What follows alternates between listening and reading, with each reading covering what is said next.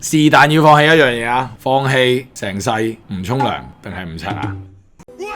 唔刷牙咯，唔係沖涼可以沖到個口噶嘛，塞埋嚿梘入去。係啊，我都有諗，因為咧有陣時咪用嗰個 water pack 咧嚟燒牙噶嘛啲，水牙線。用力啲嘅花灑咁懟入去啊，識玩咁玩。第二樣嘢，成世唔用枕頭定係成體唔冚被？